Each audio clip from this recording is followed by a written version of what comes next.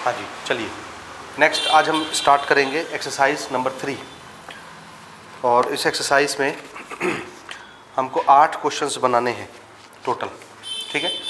तो इसके पहले हम लोग जो अभी तक पढ़ रहे थे types of solution, unique solution, infinite solution या नो सॉल्यूशन, ठीक है। लीनियर इक्वेशन इनटू वेरिएबल के 3 टाइप के सॉल्यूशन होते हैं। तो हमसे यहाँ पे टाइप्स ऑफ सॉल्यूशन पूछे जा सकते हैं क्वेश्चंस में। और दूसरा, किसी वेरिएबल के सामने वाला नंबर जिसको हम कोफिशिएंट बोलते हैं उसकी वैल्यू अननोन रहेगी, के लिख दिया जाएगा, ठीक है। तो उस कोफिशिएंट की वैल्यू आपको पता करनी रहेगी और आपको सिचुएशन बताया जाएगा कि वो जो इक्वेशन है उसका आंसर यूनिक सॉल्यूशन आना चाहिए या नो सॉल्यूशन आना चाहिए या इन्फिनिट सॉल्यूशन आना चाहिए। तो के की वैल्यू क्या होगी। ये 2 टॉपिक पर बेस्ड ये पूरा एक्सरसाइज है और इस एक्सरसाइज से यानी इन टॉपिक से आपके बोर्ड एग्जाम में क्वेश्चन बनते हैं, जैसा हमने पिछले एग्जाम्पल्स में डिस्कस किया हुआ है। आई बात समझ। तो चलिए सबसे पहले स्टार्ट करते हैं एक्सरसाइज 3 का क्वेश्चन नंबर 1 और 2 एक जैसे हैं, तो दोनों क्वेश्चन यहाँ लिखे हुए हैं इक्वेशन उनके। मैं क्वेश्चन पढ़ता हूँ, आप बुक में देख सकते हैं अपने। Show that the given system of equations has a unique solution. ये पहला जो इक्वेशन दिया है इसके लिए क्वेश्चन क्या पूछा गया है, show that the given system of equation has a unique solution. और इस सेकंड क्वेश्चन के लिए क्या पूछा गया है, show that the given system of equation has infinite solution. तो आपको ये प्रूव करके दिखाना है कि ये जो सिस्टम ऑफ इक्वेशन दिया है इसका सॉल्यूशन कैसा होगा, यूनिक सॉल्यूशन। और ये जो सिस्टम ऑफ इक्वेशन दिया है इसका सॉल्यूशन कैसा होगा, इन्फिनिट सॉल्यूशन, ठीक है। तो चलिए यूनिक सॉल्यूशन के लिए हम कैसे शो करके दिखाएंगे। शो करने के 2 तरीके हैं। पहला तो आप पूरा इक्वेशन सॉल्व करिए और एक्स और वाई की वैल्यू ला के दिखा दीजिए। अगर एक वैल्यू आई एक्स और वाई की तो सॉल्यूशन क्या माना जाएगा, यूनिक सॉल्यूशन। इसको सॉल्व करेंगे, इन्फिनिट सॉल्यूशन का मतलब क्या है, बहुत सारे सॉल्यूशन। तो इसमें एक्स की बहुत सारी वैल्यू आएगी, वाई की बहुत सारी वैल्यू आएगी, तो ये प्रूव हो जाएगा कि ये इन्फिनिट सॉल्यूशन देता है ना। ये एक तरीका हो गया कि आपको सॉल्व करके आंसर देना है। दूसरा तरीका ये है कि हमको यूनिक सॉल्यूशन या इन्फिनिट सॉल्यूशन के लिए कंडीशंस मालूम है। जब भी किसी इक्वेशन का आंसर यूनिक होना होता है उसके लिए कंडीशन क्या होती है, a1/a2 not equal to b1/b2 आता है रेशियो। कोफिशिएंट के रेशियो आपस में बराबर नहीं आते, तो ऐसे इक्वेशन का सॉल्यूशन क्या होता है, यूनिक। तो 2 रास्ते हैं, या तो पूरा सॉल्व करके आंसर ला के दिखा के बताइए कि एक एक आंसर आया एक्स और वाई का तो यूनिक सॉल्यूशन बोलेंगे, या कंडीशन पे रखिए। कंडीशन पे अगर a1/a2 not equal to b1/b2 आता है तो हम डिक्लेयर कर देंगे कि आंसर कैसा आने वाला है, यूनिक आने वाला है। सेम यहाँ पर भी इन्फिनिट के लिए जो कंडीशन है उसके लिए। तो कैसे बनाना पसंद करेंगे आप, कंडीशन से। जाहिर सी बात है सॉल्व नहीं करना पसंद करेंगे, है ना। और सॉल्व करना भी नहीं है, जब तक क्वेश्चन बोले ना कि सॉल्व करिए तब तक आपको सॉल्व नहीं करना है। आई बात समझ। शुरू करें। चलिए तो सबसे पहले क्या करना है, इनको स्टैंडर्ड इक्वेशन से कंपेयर करके आपको a1 b1 c1 की वैल्यू निकालनी है।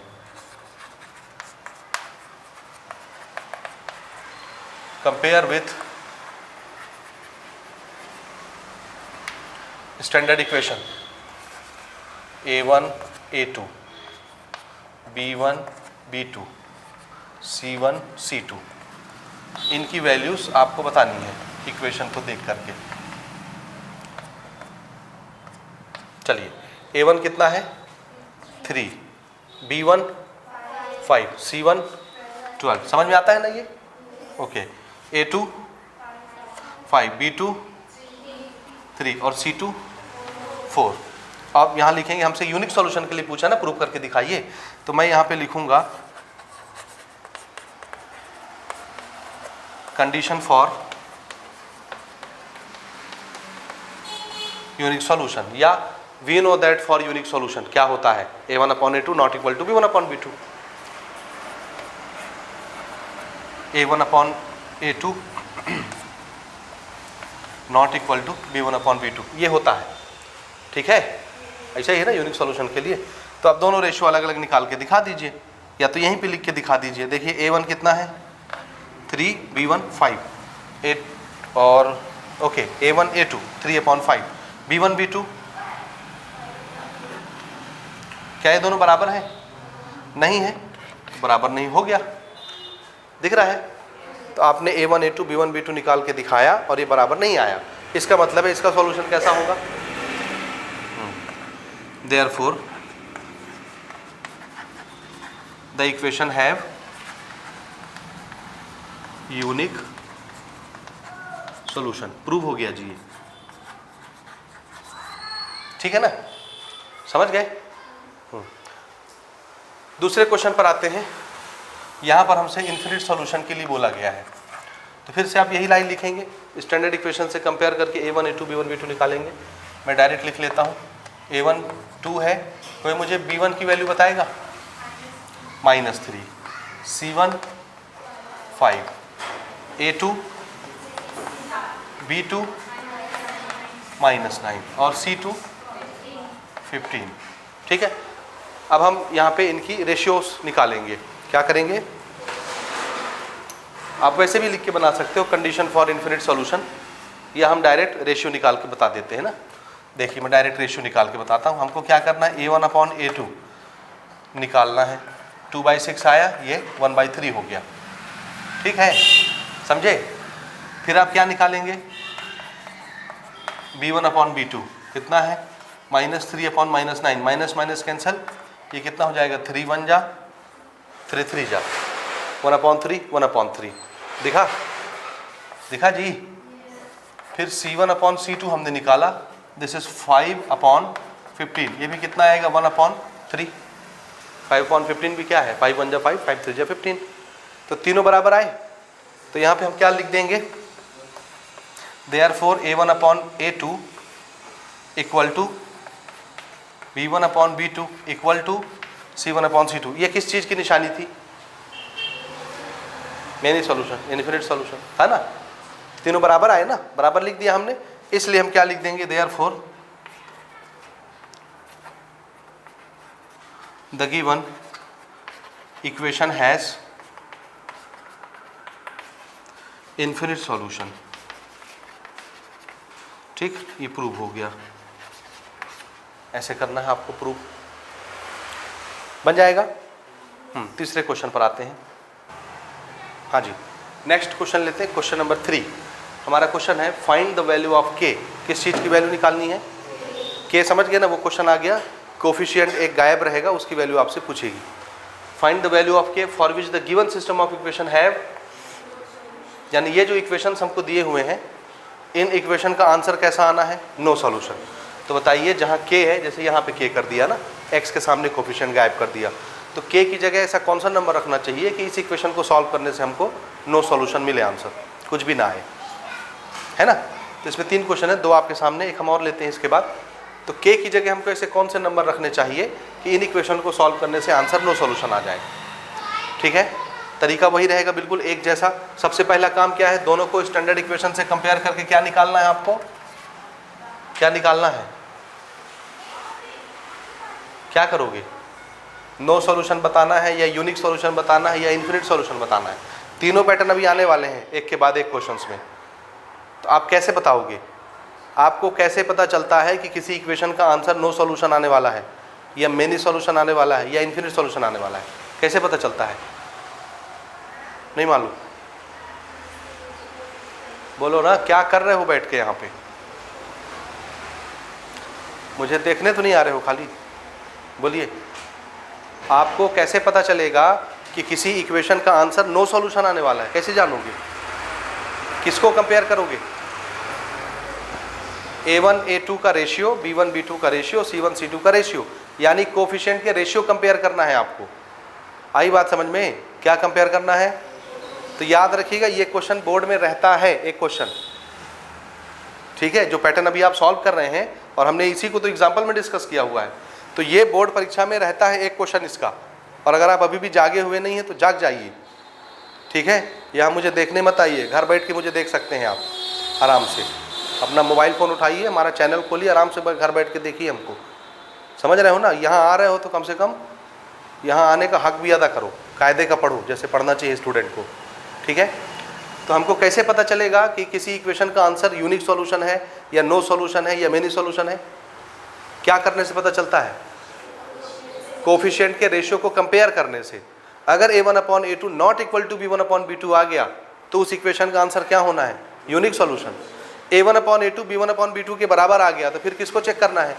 C1/C2। वो अगर वो भी बराबर आ गया तो मेनी सॉल्यूशन। और अगर C1/C2 बराबर नहीं आया, हाँ, ये क्या चेक करना है हमको? No solution. इसका मतलब हमको क्या करके दिखाना है? A1/A2 का रेशियो B1 अपॉन B2 का रेशियो बराबर और C1 अपॉन C2 का रेशियो नॉट बराबर, नहीं समझे, नॉट इक्वल। ठीक, ये करके दिखाना है हमको। तो सबसे पहला काम है A1 B1 C1 A2 B2 C2 निकालना। तो सबसे पहले आप कंपेयर करके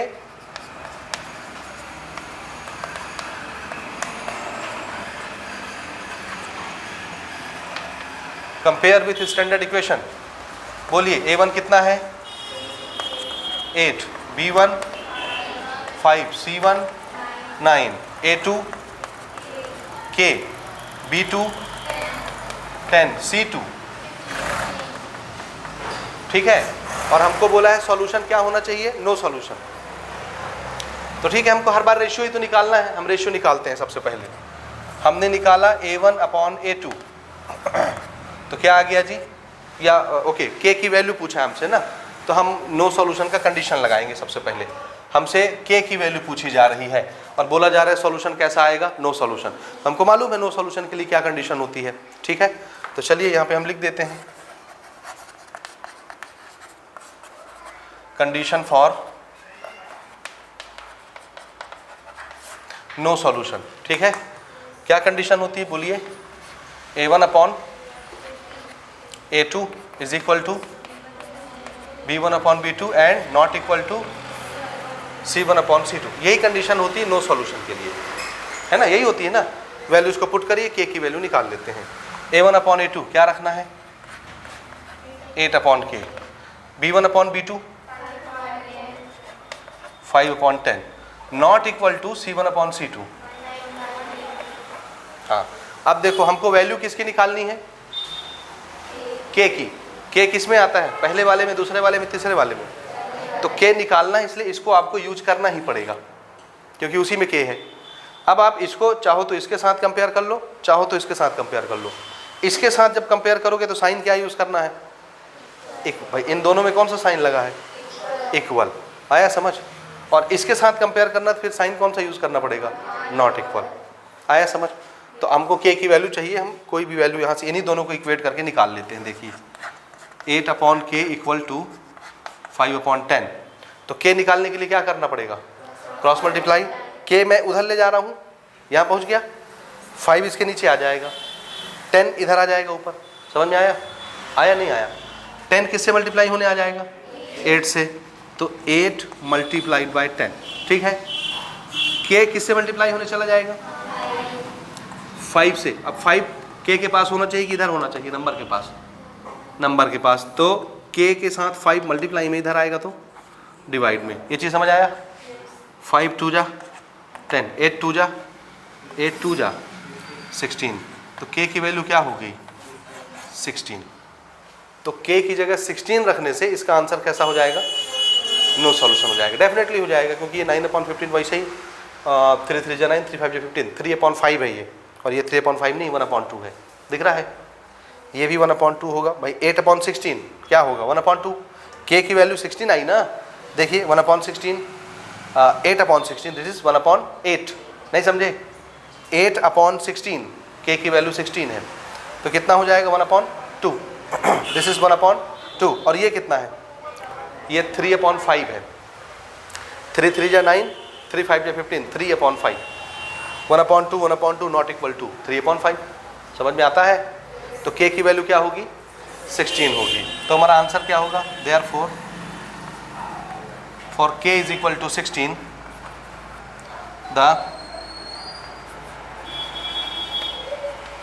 given equation has no solution। जब आप K की जगह 16 रखेंगे तब इस इक्वेशन का सॉल्यूशन क्या होना है, नो सॉल्यूशन होना है।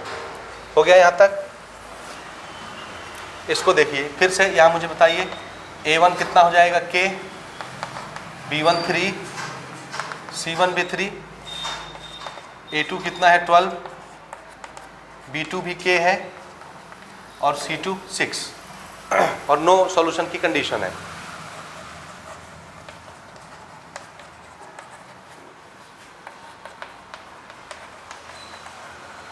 कंडीशन फॉर नो सॉल्यूशन वही चीज़ लिखेंगे फिर से, A1 upon A2 equal to B1 upon B2 equal to C1 upon C2। Value put करें, ठीक है।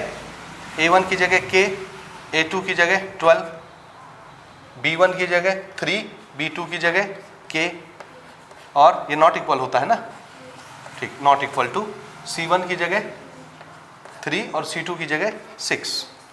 तो ये तो 3/6 बेसिकली क्या चीज़ है, 1/2, ठीक है ना। हाँ जी, हमको K की वैल्यूज मतलब है, तो हम इन दोनों को कंपेयर कर लेते, K आ जाएगा K/12 is equal to 3/K। क्या करना है, क्रॉस मल्टीप्लाई, तो K मल्टीप्लाइड बाई K कितना हो जाएगा, K²। 12 multiplied by 3 36। हाँ, अब आगे थोड़ा बताइए, आगे क्या करना है। तो K की वैल्यू कितनी आएगी, 6 कि प्लस माइनस 6, दोनों भाई। K का स्क्वायर है, देखिए, तो K की क्या वैल्यू आनी है, 2। K का पावर 1 होता तब एक वैल्यू आती, पावर 2 है तो 2 वैल्यू आएगी, कितनी, +6 भी -6 भी। समझ गए। अब आप रख के चेक कर लो, किसको रखने से हमारी जो ये कंडीशन है फुलफिल होती है। आंसर दोनों को रखने से। जरा देखिए, K की जगह मैं +6 रखता हूँ, कितना, +6, तो यहाँ भी रखूँगा, यहाँ भी रखूँगा। 6/12 कितना होता है, 1/2 होता है। 3/6, 6 रख रहा हूँ K को, 3/6 भी कितना आया, 1/2। तो this thing equal to this thing, not equal to this thing, कि इक्वल है। हाँ, ये 1/2 है जी, चेक करिए। तो अगर आपने K की वैल्यू 6 रखी तो क्या हो जाएगा ये, देखो देखो अच्छे से समझो इसको, ये ट्रिकी क्वेश्चन है, फंसाने वाले क्वेश्चन होते हैं, ध्यान से समझिए। हमको लगता है K की 2 वैल्यू आई है, दोनों ले लो आंसर। आंसर हमको नहीं लेना है जी हर चीज़ को, आंसर वही बनेगा जो इस कंडीशन को फुलफिल करेगा। यानी A1/A2 B1/B2 का रेशो बराबर करेगा, C1/C2 का रेशो बराबर नहीं आना चाहिए। जो ये शर्त पूरी करेगा वही K की वैल्यू आनी जाएगी। समझ आई। अगर मैं K की वैल्यू +6 रखता हूँ तो देखो ये क्या बनेगा, 6/12 क्या होता है, 1/2 पॉजिटिव, 3/6 1/2 पॉजिटिव, दिस इज 1/2। तो ये 1/2 1/2 1/2 तो बराबर हो गया, कहाँ नॉट इक्वल हुआ, ये नहीं समझे आप। ये भी 1/2, ये भी 1/2, ये खुद ही 1/2 है, तीनों तो बराबर हो गए, तो ये नॉट इक्वल तो खत्म हो जाएगा हमारा। तो शर्त तो हमारी नॉट इक्वल की है, तो इसका मतलब है K = 6 रखने से कंडीशन पूरी नहीं होती, तो 6 फेल हो गया। अब किसको रखेंगे, रखिए, -6/12 कितना आया, -1/2, 3/6 -1/2, दिस इज +1/2, -1/2 -1/2 बराबर और +1/2 नॉट बराबर, तो कौन पूरी कर रहा है शर्त, -6। तो वैल्यू K की वैल्यू क्या मानी जाएगी, +6 की -6। हाँ, तो यहाँ हम लिखेंगे K = +6 not satisfied condition. Therefore, for K = -6, the system of equation has no solution. आया समझ, +6 क्यों छोड़ दिए, समझ में आया, नहीं आया। हाँ, तो रख के आपको चेक करना है। थर्ड क्वेश्चन देखिए, सेम सिचुएशन है ना। मैं अब ये पोर्शन आपके लिए छोड़ दूँ, A1 A2 B1 B2 C1 C2 आप निकाल लेंगे। मैं यहाँ से शुरू करता हूँ ना, ये आपका काम है कंपेयर करके ये निकालना, ठीक। अब हम डायरेक्ट आते हैं कंडीशन पर।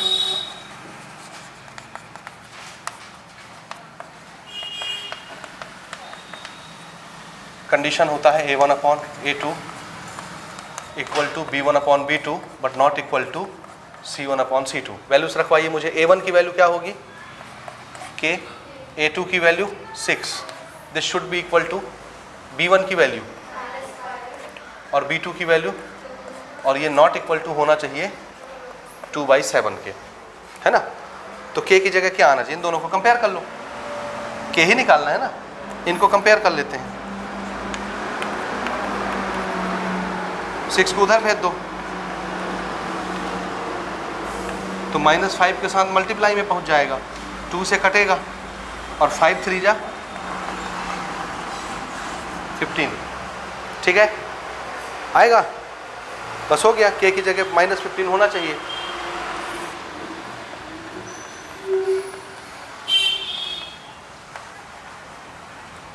The given system of equation has no solution. और अगर -15 के अलावा कोई दूसरा नंबर आपने रखा तो फिर इसका सॉल्यूशन नो सॉल्यूशन नहीं होगा, कुछ ना कुछ आ जाएगा, यूनिक सॉल्यूशन बन जाएगा। ठीक है, समझे?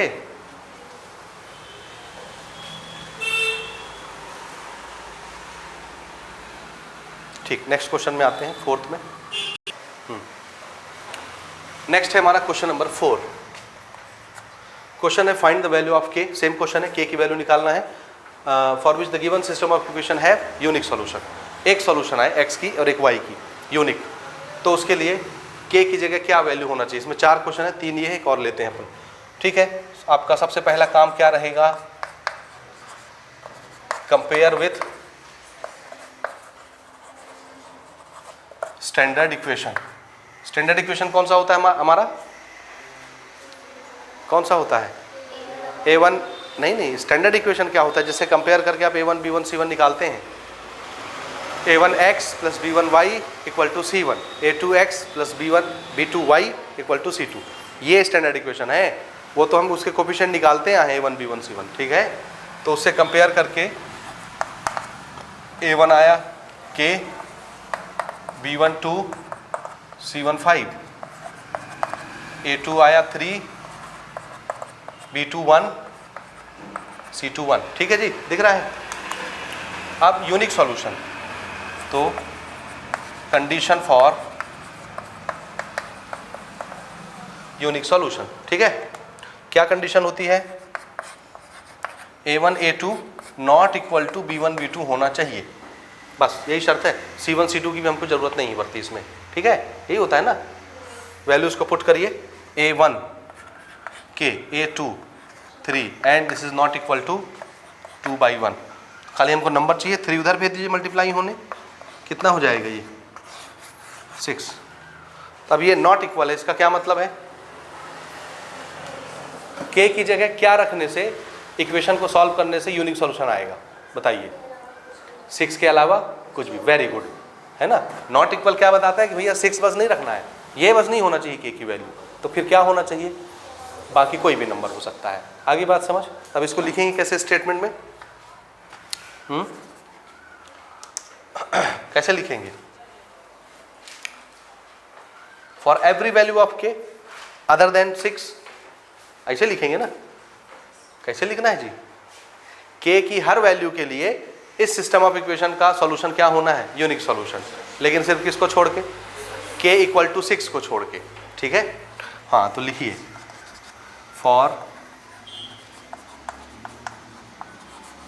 Every value of K the system of equation have a unique solution except k = 6। ये समझ में आया। k की हर वैल्यू के लिए ये इक्वेशन हमको क्या देंगे, यूनिक सॉल्यूशन, लेकिन सिर्फ किसको छोड़ के, k = 6, यानी 6 को छोड़ के सिर्फ। ठीक है ना, डाउट तो नहीं है कुछ इसमें, आ रहा है समझ में। हाँ, अब आप डायरेक्ट बताएंगे, मैं अब ये पोर्शन आपके लिए छोड़ूंगा कि कंपेयर करके ये जो वैल्यू हम निकालते हैं, हम डायरेक्ट यहाँ से शुरू करते हैं। Condition for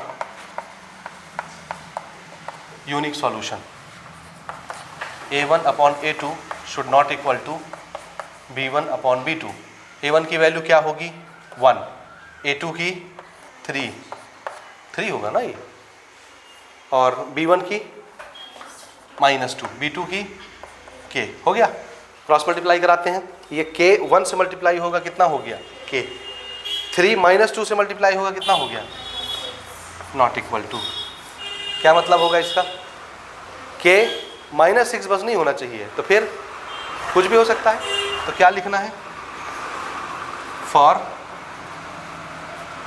every value of K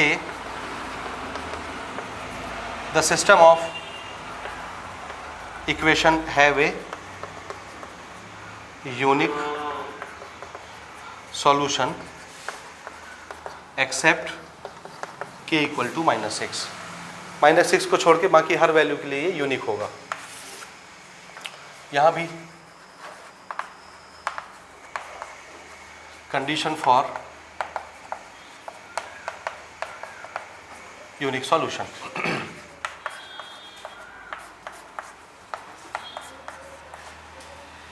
हाँ जी, A1 है k, A2 है 12, not equal to 3/k, k multiplied by k square not equal to 12 multiplied by 3 36। तो फिर k नॉट इक्वल टू √36, तो k नॉट इक्वल टू ±6। आया समझ? तो अब k +6 भी नहीं हो सकता, -6 भी नहीं हो सकता। तो ये दो वैल्यू छोड़ के इसके अलावा जितनी वैल्यू होंगी वो कैसी होंगी? यानी आप k = +6 नहीं रख सकते, न k = -6 रख सकते हैं। समझ में आया? इसके अलावा कोई भी वैल्यू आप रख सकते हैं। तो यहाँ आंसर लिख लेंगे, for every value of k except k = -6 + 6। हाँ जी, तो इस तरह आप अपना आंसर कोट कर सकते हैं ना, for every value of k except k = +6 और -6। k की हर वैल्यू के लिए सिर्फ किसको छोड़ के, +6 और -6 को छोड़ के the given system of equation have a unique solution बन जाएगा। चौथा question, 4x - 5y = k, 2x - 3y = 12। Compare करके a1 b1 c1 की वैल्यू बताइए। a1 4, b1 -5, c1 k, a2 और b2 -3, c2 12। यूनिक सॉल्यूशन के लिए कंडीशन यही है, वैल्यू पुट करते हैं। a1 कितना है 4, a2 कितना है 2, नॉट इक्वल टू b1। हाँ, फिर k की वैल्यू कहाँ से आएगी? k तो यहाँ दे दिया लास्ट में, और c1 c2 तो आते ही नहीं, यही बराबर नहीं है। तो फिर कैसे निकालोगे? कैसे निकलेगा?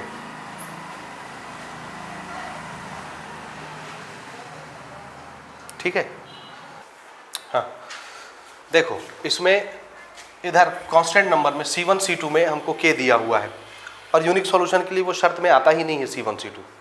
तो वो चाहे जो रहे मर्जी वो रहे, हमको उसको देखना ही नहीं होता, हमको तो इसको देखना होता है खाली, इन दोनों को a1 a2 b1 b2 को देखना होता है यूनिक सॉल्यूशन के लिए। तो ये क्वेश्चन मिस्टेक है अल्टीमेटली। इसका आंसर 10/3 दिया हुआ है ना, क्या दिया है 10/3। ये क्वेश्चन मिस्टेक है।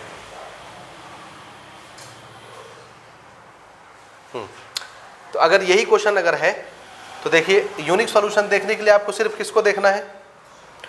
तो ये दोनों बराबर हैं क्या? बराबर नहीं है, तो ये ऑलरेडी यूनिक सॉल्यूशन रहेगा। तो k फिर क्या हो सकता है यहाँ? कुछ भी, हर नंबर, कुछ भी। So for every value of k the system of equation have a unique solution. आया समझ में? तो इस क्वेश्चन का आंसर सिर्फ हम ये देंगे, 10/3 नहीं आएगा। नहीं समझे? समझे कि नहीं समझे? यूनिक सॉल्यूशन में हम c1 c2 को कंपेयर ही नहीं करते, हम सिर्फ a1 a2 b1 b2 को कंपेयर करते हैं। तो ये क्वेश्चन मिस्टेक है। अब ये यहाँ क्या होना चाहिए वो हम सुधरवाएंगे नहीं, ठीक है? सुधरवा दें, क्या फ़र्क पड़ता है? जैसा क्वेश्चन है वैसा हम आंसर कोट करेंगे। ठीक हो गया? ठीक। तो हम अगले क्वेश्चन में आते हैं, क्वेश्चन नंबर 5 में। चलिए नेक्स्ट क्वेश्चन लेते हैं। क्वेश्चन नंबर 5 सेम पैटर्न पर है, k की वैल्यू निकालनी है, और अब की बार हमारा सॉल्यूशन कैसा आना चाहिए? इन्फिनिट। तो हम इन्फिनिट सॉल्यूशन की कंडीशंस भी जानते हैं। आप कंपेयर करके स्टैंडर्ड इक्वेशन से a1 b1 c1 a2 b2 c2 निकाल सकते हैं, निकाल सकते हो ना? तो डायरेक्ट हम कंडीशन से शुरू करें फिर इसको। तो क्या करना आपको?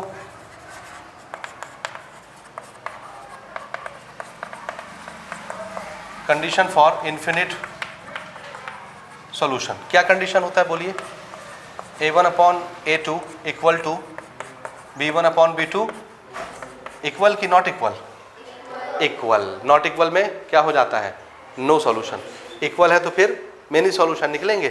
अब ये तीनों रेशियो आपस में बराबर हैं, तो k जहाँ जहाँ फंसेगा आपको सबको पकड़ के इक्वेट करना पड़ेगा। जैसे आपने एग्जाम्पल बनाया था ना 22 नंबर का, लास्ट एग्जाम्पल, इसके पहले एक्सरसाइज शुरू होने से जस्ट पहले वाला एग्जाम्पल याद आया? वैसे कंडीशन आ गया। तो वैल्यूज़ को रखिए। a1 कितना है? 2, a2 कितना है? ये पूरा। b1 3, B2 कितना है, ये पूरा डब्बा। C1 कितना है 7 और C2 कितना है, ये पूरा 3K। तो K इसमें भी है, इसमें भी है, इसमें भी है। ये वैसे क्वेश्चन हो गया एग्जाम्पल 22 की तरह। तो हमको क्या करना पड़ेगा, इसको 3 अलग अलग केस बना के सॉल्व करना पड़ेगा। केस 1, मैं इन दोनों को ले लेता हूँ, 2/K-1 3/K+2। क्रॉस मल्टीप्लाई कराएं, पहले हम इनको कंपेयर करा लेते हैं, फिर इनको करा लेंगे, फिर इनको करा लेंगे, ठीक है। तो क्रॉस मल्टीप्लाई, 2 इन दोनों से मल्टीप्लाई होगा और 3 इन दोनों से मल्टीप्लाई होगा। ये कितना हो गया 2K+4 और ये 3K-3। K को एक तरफ होना चाहिए, तो मैं इस 2K को उधर ले जाता हूँ, उधर जाके 2K निगेटिव हो गया। यहाँ 4 था, 3 नंबर है, इधर बुला लीजिए, इधर आकर के प्लस हो गया 3। समझ आ रहा है, 4 और 3, 3K में 2K गया 1K। K की वैल्यू कितनी आ गई 7। समझ में आया, ये आया। Case number 2,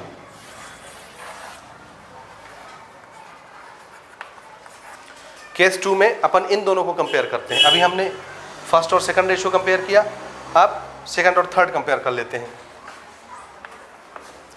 3/K+2 is equal to 7/3K। तो ये इससे मल्टीप्लाई होगा, कितना हो जाएगा 9K, 3 9। 7 इन दोनों से मल्टीप्लाई होगा ऐसे, 7K+14। K को K के पास होना चाहिए, 7 को इधर बुलाए, निगेटिव हो गया। कितने K बचेंगे इसमें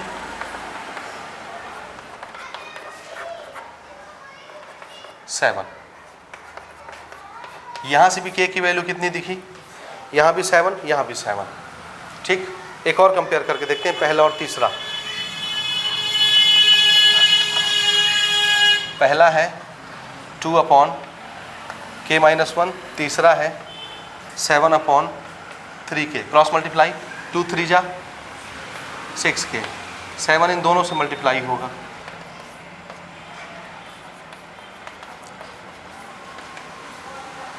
K को K के पास, 7K-6K, 7 इधर बुला लो। समझ में आ रहा है, मैं इधर उधर ऐसे ले जा रहा हूँ कि K हमारा पॉजिटिव बने, बड़े से छोटे को माइनस करा रहा हूँ मैं। ये कितना हो गया 1K इज इक्वल टू 7। तो K की वैल्यू अल्टीमेटली क्या मिली हमको 7 7 7, बस। तो 7 एक्सेप्टेड होगा। समझ आई बात। दूसरी कोई वैल्यू आती है तो फिर हम रख के चेक करते हैं इसमें, ठीक है। सिर्फ 7 आ रहा है तो चेक करने की जरूरत नहीं, वही वैल्यू होगी। अब आंसर क्या लिखोगे, for K equal to 7 the system of equation have infinite solution. बन जाएगा, लिखते नहीं बनेगा, बनेगा नहीं बनेगा। यहाँ मैं छोटा सा लिख दे रहा हूँ ना, for K equal to 7 the system of equation has infinite solution. ये आंसर हो जाएगा इस तरह, ठीक है। डाउट है कहीं, कोई डाउट हो तो पूछ सकते हो, नोट कर लीजिए। मैं इसमें आता हूँ, कांस्टेंट को उधर होना चाहिए कि यहीं रख लें, कोई फर्क पड़ेगा क्या। शर्त ये रहती है दोनों कांस्टेंट या तो इक्वल की उधर हो या इक्वल की इधर हो, दोनों। ऐसा नहीं होना चाहिए कि एक इधर है एक उधर हो। दोनों इधर होंगे तो भी चलेगा, दोनों उधर होंगे तो भी चलेगा। उसको आप C1 C2 मान सकते हैं। नहीं समझे कि उधर ले जाए। अभी ये माइनस है, ये प्लस है, उधर चला जाएगा तो ये प्लस हो जाएगा, ये माइनस हो जाएगा। प्लस माइनस अल्टीमेटली माइनस ही रहेगा रेशियो, समझे। ठीक, आप चाहो तो लिख सकते हो। तो ये यही इक्वेशन कैसा हो जाएगा, ऐसा।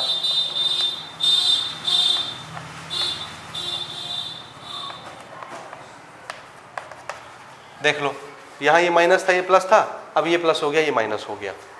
इन दोनों कांस्टेंट को उधर ले गए तो ठीक है। अब उसी को देख लो स्टैंडर्ड इक्वेशन से कंपेयर करके, A1 B1 C1 A2 B2 C2 निकाल लोगे। हम कंडीशन लिखते हैं,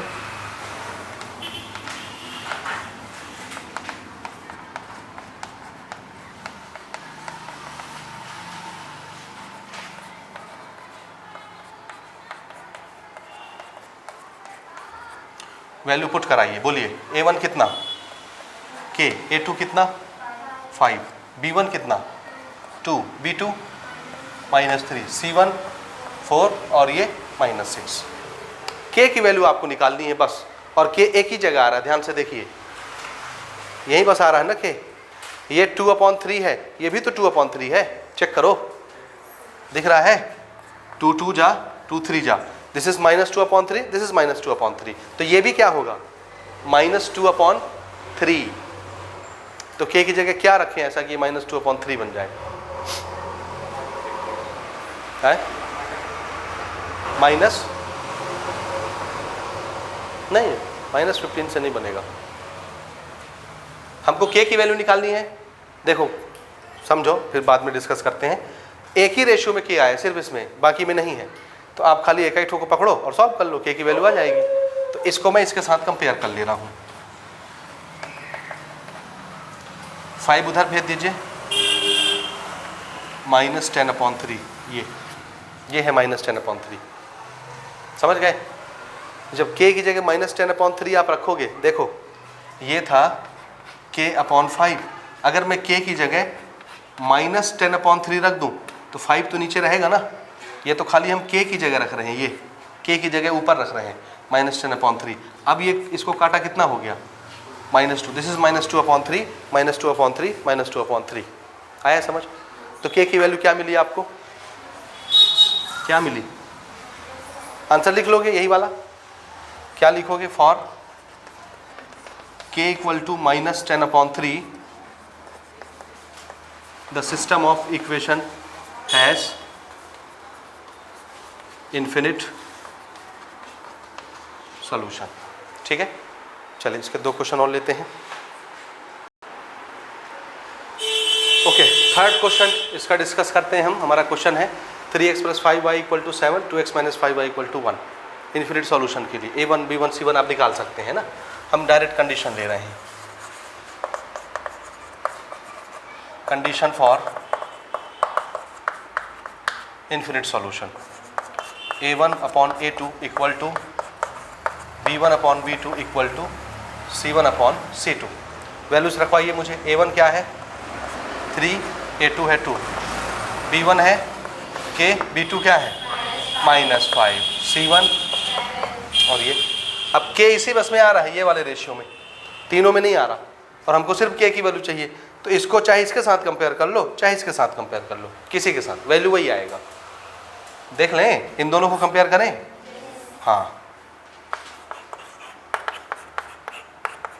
5 को यहाँ मल्टीप्लाई कराइए, 5 3 जा, दिस इज K की वैल्यू। ठीक है, समझे। और अगर मैं K को इसके साथ कंपेयर कराता, कराना एक ही ठो है, हम फिर भी रैंडम चेक कर ले रहे हैं, शायद कोई नया नंबर मिल जाए, तो फिर हम उसको रख के चेक करेंगे कि वो सेटिस्फाई कर रहा है कि नहीं। ठीक है, हाँ जी, ये 7 से जब मल्टीप्लाई होने जाएगा तो कितना हो जाएगा -35 होगा। अब यहाँ K की 2 वैल्यू मिल गई, तो जो इस शर्त को पूरी करता होगा वही एक्सेप्टेबल होगा। आया समझ में, जो इस शर्त को पूरी करेगा वही एक्सेप्टेबल होगा। तो जरा -35 रख के देखिए यहाँ, -35, माइनस माइनस कैंसल, 5 7 जा 35, 7/1 7/1 आगे बराबर। लेकिन ये 7/1 नहीं है ना, तो तीनों चीज़ बराबर नहीं हुई ये रखने से। अब आप इसको रख के देखिए, -15/2, ध्यान से देखना, ये है K/-5। मैं K की जगह क्या रख रहा हूँ, रखे ये वाली वैल्यू। अब ये तो डिवाइड में है, तो ये यहाँ डिनोमिनेटर से मल्टीप्लाई होगा, माइनस माइनस कैंसिल, 5 3 जा 15। ठीक है, अच्छा फिर इसमें C1 C2 भी तो गड़बड़ दिख रहा है जी, 3/2 1.5 है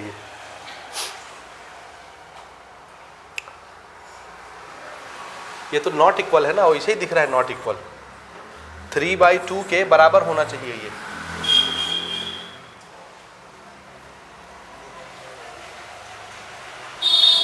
कितना आया वो 3/2 आया। तो जब हम यहाँ पे रखते हैं 15/2 तो ये इसके बराबर आ जाता है, इसके बराबर नहीं आता। तो कैसे करोगे? 35 रखने से ये बराबर होंगे और -15/2 रखने से ये बराबर होंगे, आपस में तीनों बराबर नहीं हो रहे। तो कैसे करें? कोई एक ही वैल्यू यहाँ पे सेटिस्फाई करेगी इक्वेशन को। इसका आंसर जरा चेक करें कितना आता है। नहीं समझे? समझे कि नहीं समझे? जब मैं k में -15/2 रखता हूँ तो 3/2 ही बन जाता है, ये 3/2, लेकिन ये 3/2 नहीं है।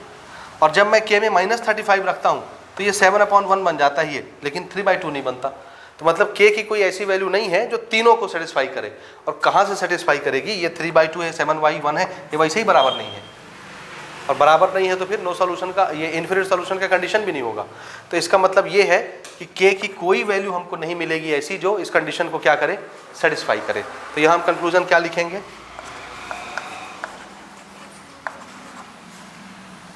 k has no value to satisfy the condition. समझ आ रहा है? k की कोई वैल्यू ऐसी नहीं है जो इस कंडीशन को सेटिस्फाई करे। समझ गए? ठीक। तो थोड़ा चेक भी करना है, रख के ना। सुन रहे हो? आपको लगेगा कि k की वैल्यू आ गई, आंसर है ये। ऐसा ही ना होता, k की वैल्यू ने पूछा है तो k की वैल्यू तो दो निकल आई, लेकिन हम उसको आंसर नहीं मान रहे। क्यों? वो हमारे कंडीशन को फुलफिल नहीं कर रहा है। ध्यान रखिएगा इस चीज़ को। इसको देखते हैं।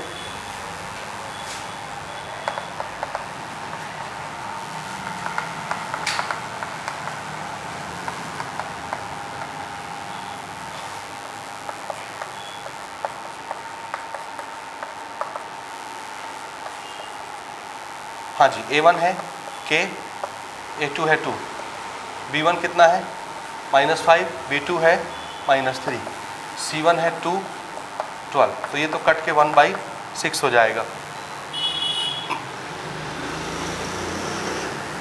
और इसका आंसर क्या दिया है?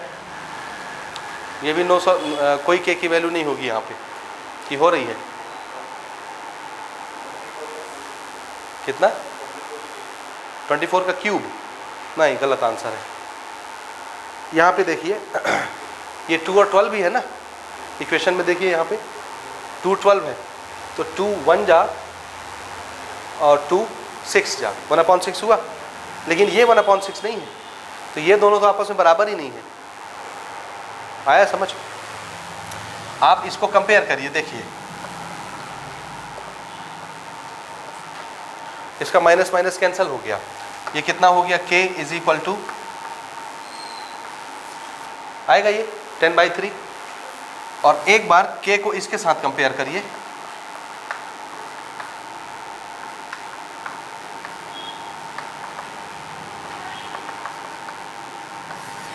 (1/3) समझे? दो वैल्यू मिली। अब k की जगह आप 10/3 रखोगे तो ये तो आ जाएगा, वो नहीं आएगा। समझ रहे हो? और अगर 1/3 रखोगे तो ये आ जाएगा, ये नहीं आएगा। मतलब k की ऐसी कोई वैल्यू नहीं है जो इस कंडीशन को सेटिस्फाई करे। तो इसका आंसर भी क्या होगा? यही यहाँ जो लिखा है ना, यही आंसर होगा। समझ में आई बात? ठीक है, नोट कर लीजिए इसको। कोई इसमें k की वैल्यू नहीं आएगी। हमारे बुक के पीछे जो आंसर है, इसका आंसर क्या दिया है k का? 24 है ना। 24 कब आएगा? देखिए, जब ये इक्वेशन ऐसा ना होके ऐसा रहेगा। देखिएगा ना, ये नीचे वाला इक्वेशन क्या है? 2x - 3y = 12 है। और हम जानते हैं इन्फिनिट सॉल्यूशन में ये रेशियो तीनों कैसे होते हैं? बराबर होते हैं। तो इसका तो ये नंबर हमको दिख रहा है, दिस इज 2/12 है ना। दिख रहा है कि नहीं? ये ऊपर वाला जो इक्वेशन है ना, ये इक्वेशन मिस्टेक है अगर आंसर 24 आना है तो। ठीक है, आंसर के हिसाब से अगर हम इक्वेशन बताएं तो ये मिस्टेक है। और अगर ये क्वेश्चन अगर ये दिया है तो इसका आंसर ये ठीक आया है। क्या लिखना था आंसर में? ये k की ऐसी कोई वैल्यू नहीं होगी। आंसर क्या होगा इसका? There is no value of k की कोई वैल्यू नहीं आएगी। ठीक है, समझे? लेकिन आपका जो आंसर 24 आ रहा है वो कैसे आ जाता? वो ऐसे आ जाता जब ये इक्वेशन होता इस तरह से, ये इसका डबल किया मैंने, इसका डबल किया मैंने, इसका डबल कर दिया मैंने ये, और इसको छुपा लिया डबल करके, इसका डबल किया, इसका डबल किया, इसका डबल किया, 24। समझ आ रहा है? ये छुप गया। अगर ये ऊपर वाला इक्वेशन ऐसा होता तब आप जब रेशियो निकालते तो क्या लिखते? देखिए यहाँ पे देखिए, A1/A2, B1/B2, C1/C2, और आप इनको कंपेयर करके देख लीजिए। K को किसी के साथ, इसके साथ कंपेयर कर रहा हूं मैं, 12 यहां मल्टीप्लाई हुआ,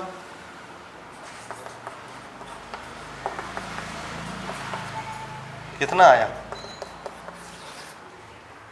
24। ऐसे आता अगर ये पहला इक्वेशन ये रहा होता तब।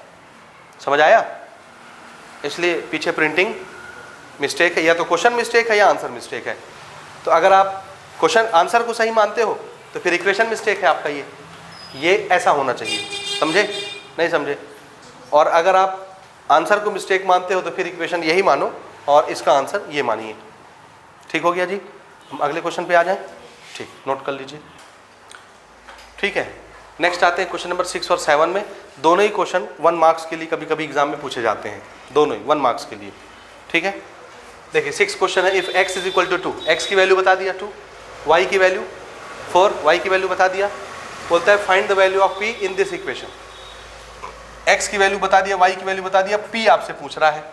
तो अगर ये इक्वेशन है और इसमें x y दो चीज़ें आ रही हैं, तो दो इक्वेशन रहे होंगे इस तरह के, दोनों को सॉल्व किए होंगे तब ना x और y की वैल्यू आई होगी। अब जो भी x और y की वैल्यू होती है वो क्या करती है? आप कब किसी x और y की वैल्यू को इक्वेशन का सॉल्यूशन मानते हो? आपने एक्सरसाइज के क्वेश्चन 1 और 2 बनाए हैं, इसके पहले के एक्सरसाइज के, एक्सरसाइज 2 में चेक करना होता था ना कि चेक करिए x और y की वैल्यू सॉल्यूशन है कि नहीं दिए हुए इक्वेशन की। तो ये x और y की वैल्यू है और ये एक इक्वेशन है। अगर इसी इक्वेशन का ये सॉल्यूशन होगा तो ये सॉल्यूशन क्या करेगा? बोलिए बोलिए। पूरे क्वेश्चन बनाए हैं आपने और आपको अभी कुछ भी नहीं आ रहा। इस तरह के दो इक्वेशन रहे होंगे x और y वाले, linear equation in two variable, दो इक्वेशन। किसी भी मेथड को लगा के इनको सॉल्व किया गया होगा, चाहे सब्स्टिट्यूशन, चाहे एलिमिनेशन, चाहे ग्राफिकल मेथड। तो x और y की दो वैल्यू आई होगी, एक x की वैल्यू, एक y की वैल्यू आ गई। अब अगर इन्हीं को सॉल्व करके और x और y की वैल्यू निकाली गई है तो ये x और y की वैल्यू इसका सॉल्यूशन कहलाएगा। अब अगर मैं ये क्वेश्चन आपसे पूछूं कि प्रूव करिए कि ये इसके सॉल्यूशन है x और y की वैल्यू, तो आप कैसे चेक करेंगे? क्या करते हैं? x और y की वैल्यू पुट करते हैं तो ये क्या करेगा? सेटिस्फाई कराएगा, LHS RHS बराबर कर देगा। समझ आया? तो वही तो बोल रहा है, if x equal to 2 y equal to 4, अगर इस इक्वेशन में x और y की वैल्यू 2 और 4 है तो p की वैल्यू बताइए। तो अगर इसी की ये वैल्यू है तो यहाँ रखने से इक्वेशन को क्या करेगा? ये सेटिस्फाई। तो आपको क्या करना है इसके सॉल्यूशन में? Put x is equal to 2, y equal to 4 in equation. Put कर दीजिए। x की जगह क्या रखना आपको?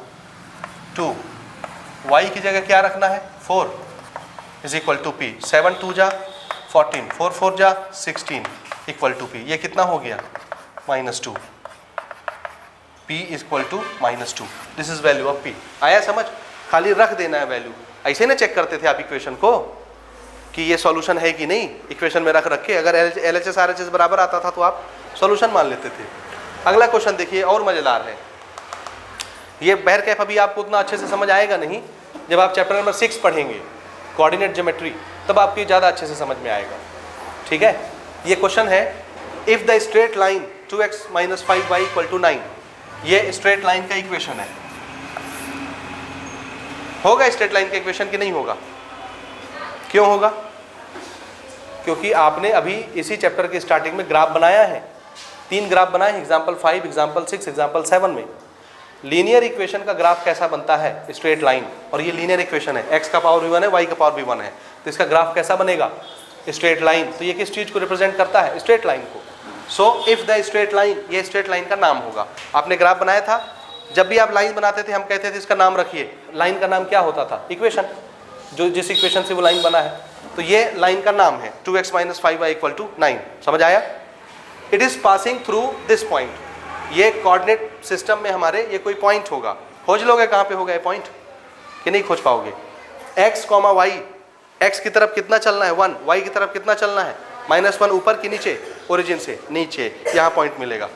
ऐसा इमेजिनरी में एक लाइन बनाता हूँ, ये x है 1, ये 1 वाली लाइन हो गई, ठीक है, और y का निगेटिव इधर होता है -1, ये वाली लाइन, ये वो पॉइंट है, इसका एड्रेस होगा 1, -1। समझे नहीं समझे? बनाए हो नहीं बनाए हो अभी तक?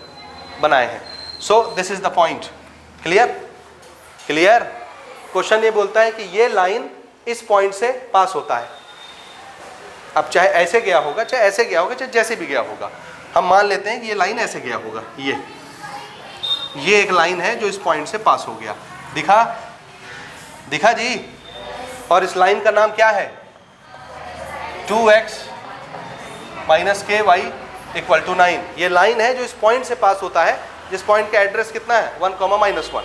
एड्रेस बोले तो ये x कोऑर्डिनेट है और ये y कोऑर्डिनेट है, होगा? तो अगर ये लाइन इस पॉइंट से गुजरता है जिसका x 1 है और y -1 है, तो मैं क्या ये बोल सकता हूँ कि इस लाइन का ही x 1 होगा और लाइन का ही y -1 होगा? क्योंकि ये पॉइंट लाइन पर भी तो है। नहीं समझे? लाइन पे है कि नहीं? ये पॉइंट है। तो लाइन की इक्वेशन में जो x और y आता है, तो x और y की ये वैल्यू क्या हम लाइन की इक्वेशन की वैल्यू नहीं मान सकते? x और y की वैल्यू, अरे भैया इस पॉइंट का x का वैल्यू है 1, y का वैल्यू है -1, और मैं बोल रहा हूँ ये पॉइंट लाइन के ऊपर ही तो है, लाइन उसी से पास हो रहा है, तो ये पॉइंट लाइन का ही पॉइंट माना जाएगा ना। तो अगर ये पॉइंट लाइन का ही पॉइंट है, तो लाइन का जो इक्वेशन है जिसमें x और y आता है, तो क्या मैं इस पॉइंट का x और y लाइन के ऊपर नहीं रख सकता? x और y की जगह लाइन का ही तो पॉइंट है। नहीं समझे? तो अगर ये पॉइंट लाइन का पॉइंट है, तो इसका x और y लाइन के x और y को सेटिस्फाई करेगा। नहीं समझे? इस पॉइंट का कोऑर्डिनेट लाइन में x और y की जगह रखने से इसको सेटिस्फाई कराएंगे, LHS RHS बराबर कराएंगे। समझ आया? तो इसका सॉल्यूशन हम कैसे लिखेंगे? Since line 2x - ky = 9 passes through point, कौन सा पॉइंट? 1, -1। Therefore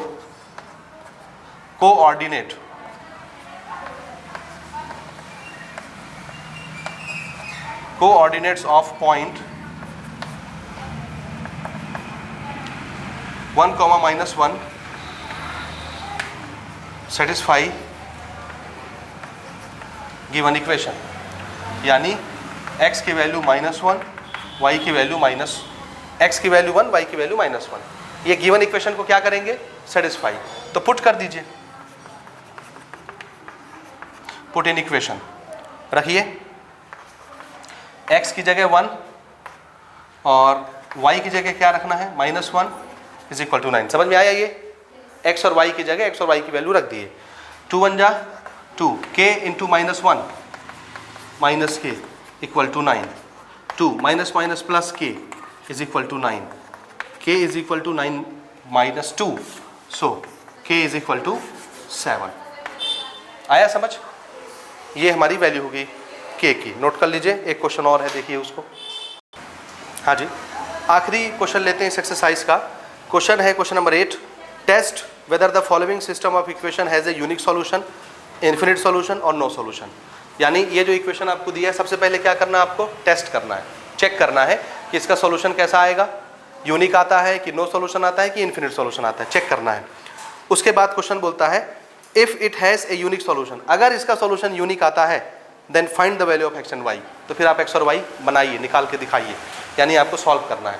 तो सबसे पहले चेक करना है, चेक करने के लिए कंपेयर करेंगे और a1 b1 c1 की वैल्यू निकालेंगे। बताइए, a1 4, b1 7, c1 18, a2 2 है, b2 1 है, c2 4 है। अब हम इनके रेशियोज लेते हैं, a1/a2 4/2 यानी कि 2, b1/b2 7/1। आगे चेक करने की जरूरत है क्या? a1/a2 2 आया, b1/b2 7 आया, 7। तो दोनों, अब c1/c2 चेक करूं क्या कि यही आपस में बराबर नहीं है? अगर ये आपस में बराबर नहीं है तो अपन क्या लिखेंगे? a1/a2 not equal to b1/b2। और जब ये शर्त होती है तो क्या होता है solution? Unique. Therefore this equation have ए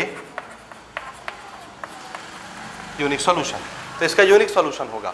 अब अगर यूनिक सॉल्यूशन होगा तो क्वेश्चन ने बोला है निकाल के बताओ, तो फिर आपको 3 मेथड आते हैं निकालने के लिए, आते हैं ना। तो किस मेथड से निकालना पसंद करेंगे आप? एलिमिनेशन से, वेरी गुड। तो अपन ऐसा करते हैं, x को डिलीट करते हैं, ये 4 है, इसको भी 4 बनाते हैं। तो सेकंड इक्वेशन को क्या करना है? हाँ, तो मैं यहाँ पे लिख लेता हूँ, to eliminate x multiply equation 2 by 2। Second equation को 2 से मल्टीप्लाई कर देते हैं, समझ रहे हो? समझे नहीं समझे? ताकि ये 4 हो जाए और बाद में हम सब्ट्रैक्ट कर लेंगे। मैं डायरेक्ट लिखूं, डायरेक्ट बना रहा हूं ना मैं, अब इतना प्रोसीजर आप समझ रहे हैं कैसे बनाते हैं। पहले मैं इक्वेशन 1 लिख लेता हूं, 4x + 7y = 18। इक्वेशन 2 में क्या करना था? 2 का मल्टीप्लाई करिए, कितना हुआ ये? 4x, इसमें 2 का मल्टीप्लाई 2y, इसमें 2 का मल्टीप्लाई 8। अब दोनों के कोफिशिएंट सेम हो गए x के, लेकिन साइन भी सेम है, तो क्या करना है? सब्ट्रैक्ट। माइनस में प्लस का माइनस, प्लस का माइनस, प्लस का माइनस, ये कट गया। 7 में से 2y गया, 5y। 18 में से 8 गया, 10। तो y = कितना हो गया? 10/5 यानी 2। y की वैल्यू 2 हो गई। किसी भी इक्वेशन में रख दीजिए, आपको x मिल जाएगा। हम यहाँ रख देते हैं छोटे वाले में,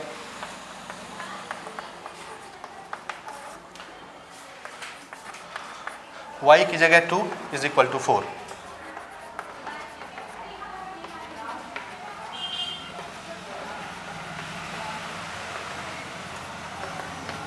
1। x की वैल्यू कितनी हो जाएगी? 1। समझ में आ रहा है?